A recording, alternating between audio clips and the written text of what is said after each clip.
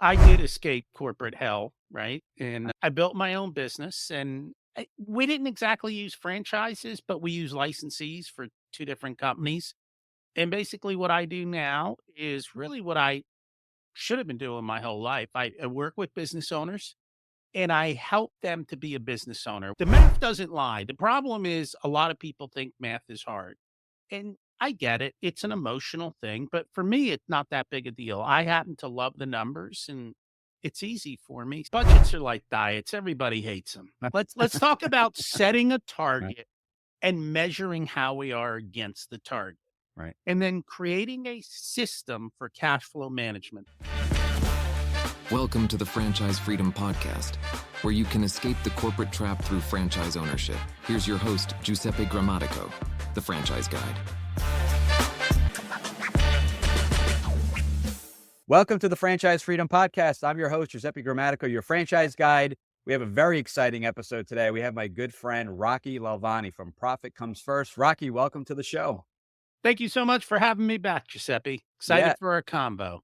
I'm excited. I think this is our maybe the fourth appearance on the show. I was going back and I'm like, we have some awesome conversations. So like let's keep it to an annual thing. We have some great conversations. So hopefully you're cool with that. Give the audience a little bit of background of who Rocky is and what Rocky does. So I did escape corporate hell, right? And I built my own business and we didn't exactly use franchises, but we use licensees for two different companies.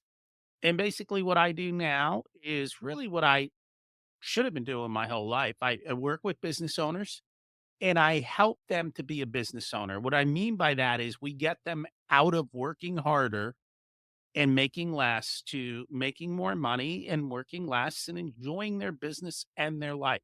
They started a business for freedom and money. Well, then your business better provide freedom and money. And franchises are a great way to put a system in place where you don't have to go through all the hard knocks of screwing up first and figuring it out. Right. Yeah, and I always say that not every franchise is built the same. The service offering, the support is not always the same. So that's a big part of the due diligence. But so let's talk about that with systems because a lot of people, as you mentioned, I did a show on the 5 freedoms from Dan Sullivan that you can experience from owning a business.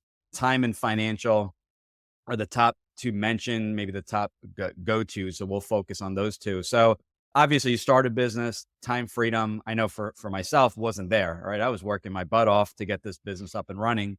So, talk to us a little bit about, how do you help people work on versus in the business? So, working on versus in the business really is accomplished by A, having thinking time, right? Mm, So, you've got to think about the business, not be the doer in the business. We've got a system in place of 15 different levers. So every business has different levers and different businesses it works differently. So think of a lever, one of your levers might be marketing, right? One of the levers is hiring employees and spending. One of the levers is your pricing. One of the levers might be repetitive customers. mm, We sit down and we look at the entire business. We figure out the different levers that make sense for that business. And then we just start playing with it to say, hey, if I change this lever, what's the expected outcome? And by doing that, we can look and see which lever at this moment is going to give you the greatest reward for the least effort, mm, right? If we go look at the lever and we make a change to it and go, wow, doing that would take a lot of work and the outcome is not that much different, we're not going to focus there. So we really help the business owner focus on what do I need to do in the next 30 days to make a difference in the business and to my bottom line. We also create dashboards for them so they know what's going on in the business. So you're Jersey, right? So yep. you probably all Giants or Jets fans. Doesn't matter where you are in the country, right? But imagine going to the Super Bowl, right? And here you are, day of the game, and you're going to watch the game. And you look down at the field, and there's no lines on the field. How the hell do you know where you are? Right. They turn the clock off. They tell the referee to go home. We don't need him anymore, right? You're not important. How are you going to know how that game is going, what the score is, and whether or not you're winning or losing? You're not. And the reality is, nobody's going to watch that game. Right. And yet, so many business owners do that in their business. They don't have a scoreboard. They don't know what quarter of the year they're in necessarily or how they're doing against their goals, or they don't their scoreboard's so muddled, they don't even know what to do about it. They don't have a playbook to say, Right. okay, it's 4th and 1 and we're here. What should I do? Oh, here's a playbook. This is what we do on 4th and 1. And that's what franchises provide is that playbook. But what I find with franchises is they go, here's a dashboard that don't tell you how to really what play belongs to that. They give you the basics, but they really don't show you how to work the financial levers. And that's the problem. And that's the problem that we solve. So work less, make more. That's my key. Yeah, and that's the thing, you talk to people and, when you talk about financials, that's something that could be, you can measure that, right? It's like, all right, doing well, I increase sales by 20%, but yeah, or even income by 20%. But if you're working 50% more hours, there's an issue there. And it's getting those systems. So basically this is a complement to the franchise. So franchisees would be able to utilize your services and kind of in order to help them out and balance these freedoms that the time and financial.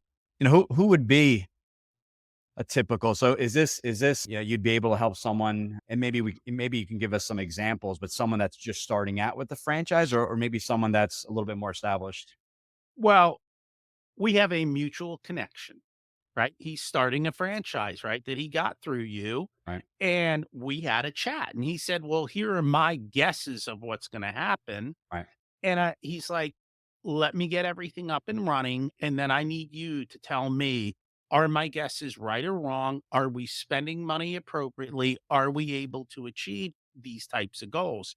When you start a new business, if you're not buying an existing one, you got to go out and get sales. Right. And too often we spend a lot of money on marketing. It's the one area that I see most franchise owners spend a ton of money, but if you don't measure your marketing, you don't know what works and what doesn't. And we're constantly talking about marketing, right? Yeah. Because we each have to sell, right? So Right. we get this. Yep. And I know you spent a lot of money on marketing and some of it has worked and some of it hasn't. Mhm. But you got to measure that and you have to know how that lever works. And when you can create that well, and hopefully the franchisor gives you a good marketing system, and then it's you figuring out in my market, which of these systems works best. Is it Facebook? Is it this? Is it that? How do I use that appropriately? Plus, all those things are constantly changing. Right. So Right. we were just talking about podcasts and downloads and systems keep changing. Google changes its algorithm. You got to learn to constantly be on top of it, or you're doing what you did last year and the world changed and you got left behind. Yeah, no, that's a very good point. You're constantly measuring. I always tell people, as a business owner, you have your KPIs and lead flow, or closing rates. You start to measure all that, and it's like, okay, my close rate is down 50%. Well, is it the quality of lead? Should I be changing my marketing? Is it my process? The design process need to be changed, and you're doing that with your staff. When I had my other building service business, and close ratios were either up or down, we would always measure to see what changed.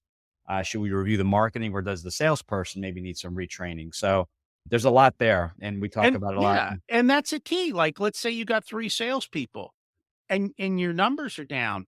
Well, if you look at them and 2 of them have 70% close ratios and one has a 30, now oh, there's the problem. Now we can fix it. But if you don't know that, the one thing salespeople are good at is selling the owner, right? On how good they are. Right. You got to be But right. if you don't have the results and the numbers, how do you judge appropriately without the emotion? The math doesn't lie. The problem is a lot of people think math is hard. And I get it. It's an emotional thing, but for me, it's not that big a deal. I happen to love the numbers and it's easy for me. So it works out well.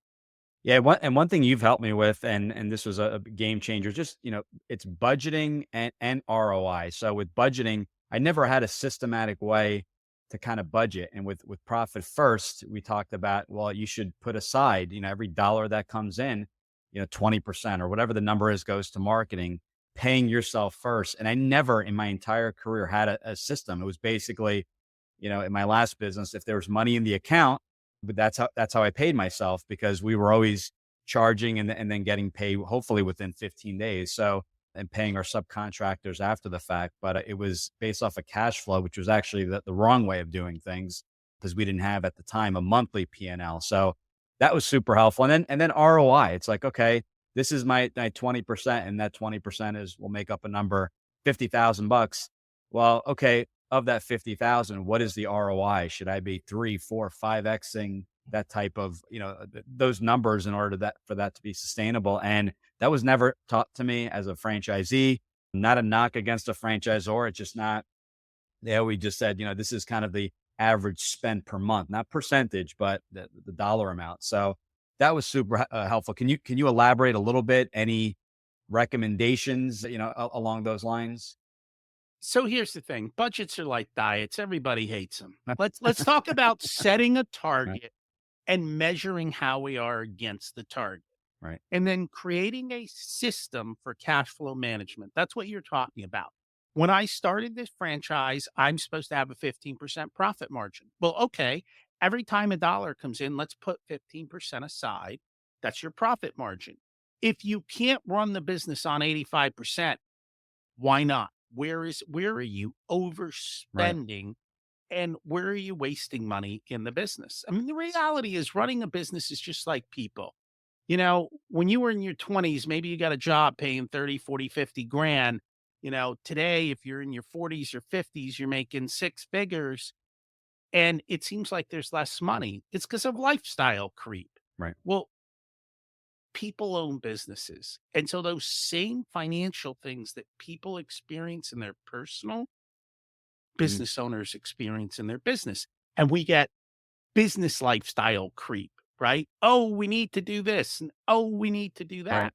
And then the other part of that is employees don't understand finances. So if you haven't taught your employees to be financially savvy, well, they're just going to waste your money because that's what they've been trained to do. They don't think about, hey, every time I waste something or do something wrong or let that slide, it's money out the door. Yeah. And so you got to change the Good way you point. focus.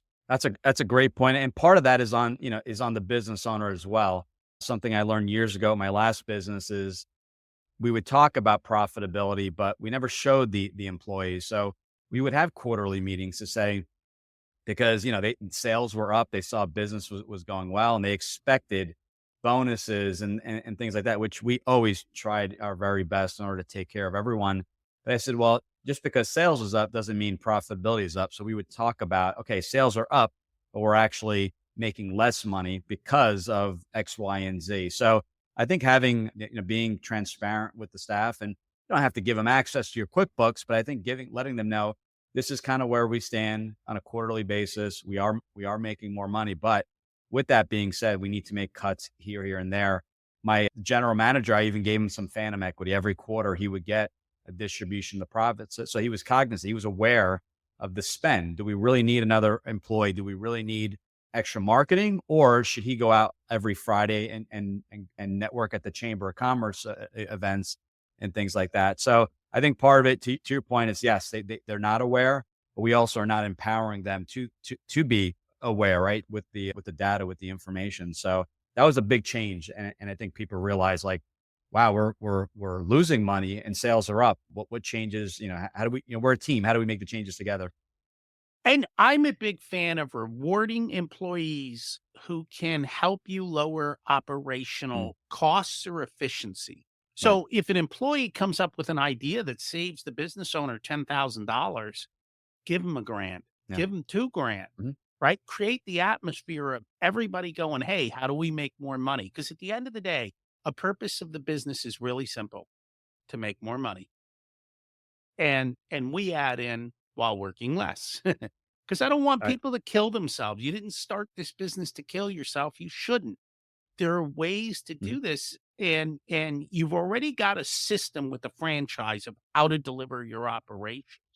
Now you just need a system on the financial side and how to really maximize and spend time thinking about the business instead of being stuck in the business. And Right. if you're employees now, just look around the room wherever you're working and ask yourself, is everyone in here making the company more profitable, or are there a bunch of people here who are just taking up space? Right? And when you own a business, you're going to have the same problem. You got to ask yourself, is this person taking Yeah. up space? Where is the return on what they're supposed to do? How do I improve it? Like right now, you see with fast food, right? They're getting rid of people galore and they're putting in ordering screens and Yeah. apps and ways to cut employee costs. And I'm not against people and workers, but you've got to do it right. That's why I love Costco versus like Sam's Club. Costco pays its employees a lot more than Sam's Club does. But when you go there, you get a very different experience. And so you got to think through that. How am I going to build my culture, my values? Mhm. How am I going to run this business to be the type of place that people love to come to and do business with versus ones that it's friction to do business with you. And I don't think business owners realize how much friction they put in place to do business with them. The easier it is, the easier it is. Look at Amazon, one click, buy now. Yeah, it's simple. The Amazon is the perfect model, right? I mean, you have everything. I follow Marcus Sheridan from They Ask You Answer, and he said Mhm. Amazon. You go there, you get reviews, you get so you can do your research. It's easy. It's one click. Your data saved. If you want to look at competitors and other, I'm looking at a wireless mic, for example. I purchased two mics to bring to our conference next week, and they gave comparisons, and you can test them out. They're easy to return. It's go to Amazon and then go to your website. And I jokingly say, pretend like you're a customer. I go to your website. Do I know what the heck you even do? And that's sometimes a mystery. What do you do? And give us an idea on pricing. If you're $50,000 minimum to meet, and that's the cost, maybe you're giving some data, but that's going to rule people out and just say, well, I don't have that type of funds. Maybe I need to go a different route. But just being open and transparent will help. Will it increase or decrease lead flow? It could be both, but that the quality of lead at the end of the day should increase. So absolutely shop yourself. Just see like, maybe have someone not biased, a friend kind of maybe, search the site and give you some advice as to where, areas of improvement. So, so true. What else? What other advice did you have? So a lot of the audience listening in is our corporate execs looking to make that first move to entrepreneurship. And yet, what other advice do you have for them? And many of them have never owned a business before. Yeah, and I think, this is the problem. People who don't own a business don't realize how much is involved and how difficult it can be to build everything yourself. So, like, I partnered with Profit First.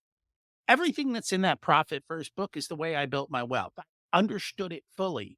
And then I'm like, well, if I understand this fully, what do I need them for? And then I realized, well, then I have to write my own book. Right. I have to market it. I have to create the templates and the different things that I'm going to use for my delivery. And I'm like, wait a minute. I don't want to do any of that, Right. right? By partnering, which is what a franchise is, they provided me all the Mm. templates. Profit First, that name of Profit First has opened so many doors for me. Like, think about it. When you're driving down the street and you see McDonald's or, you know, JoJo's Burger Bar, Mm. where do you go? Right. Right? Depending on where you are, the branding and all of that stuff, that might not be in your wheelhouse and it might not be the parts of the business you love. Right. Yes, you can go create it yourself, but it takes a lot of work and effort. And so this is the shortcut to get through all of that. And I think that's the big part. That's the problem. Yeah. Until you do it, you really don't get it. And this is an easy way to kind of get it without having to kill yourself trying to learn it all and, figure out the marketing and the delivery and the production and the sourcing and the design and the layout and creating the user manuals for every It's a lot. Yeah. employee. There's a lot of work It's there. overwhelming. It's It's overwhelming. overwhelming. Yeah. And Yeah. that like the people who are my clients who don't have franchises, we spend half our time talking about you need a system and a process. And they're like, I don't have time to build one. I'm like, yeah, well, You hello. need to make time. Yeah. You need to That's make time. priority. Or it's going to Yeah. be this constant struggle. Who should be contacting you, and where can they, get additional information and reach out if they're interested in learning more? So I think any business owner who is allergic to the financials or wants to outsource the financials because they're like, look, this is not my wheelhouse. I want to go focus on these parts of the business. I need somebody helping me to understand the financials, tell me what to do so I can go do it and keep track of everything. So, and it doesn't matter how big or small you are. We have a program for startups and for small Mhm. companies that's more of a do it yourself. And then once you get to a decent level or you want to hand it off to somebody to help you with, then we help you there. The website is profitcomesfirst.com. You can find me there. I do have podcasts where we share a lot of what we do with our clients and also about life. So Profit Answer Man and Richer Soul is where we do all of that kind of stuff.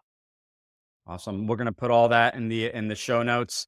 Rocky, this was awesome. I always like catching up. I always learn a lot, and looking forward to having you again. I think we're gonna make this a minimum, an annual thing. So maybe we should just record our general conversation. I think people would get a lot out of that.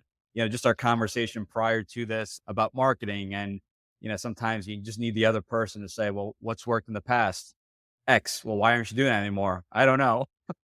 And that's the thing, we forget, and that's what the franchise gives you, the system Right. that you constantly go back to the basics. Right. It's really about doing the basics, right? The football team goes to training every year, right? How often do you do that? Good point. Rocky, it was a pleasure. We hope to talk to you very soon. Thanks for having me. Thanks again. Thanks for tuning in. If you want to learn how to make the transition from corporate to owning your franchise, join Giuseppe on the next episode. You can also follow on all social media platforms and achieve financial and time freedom today.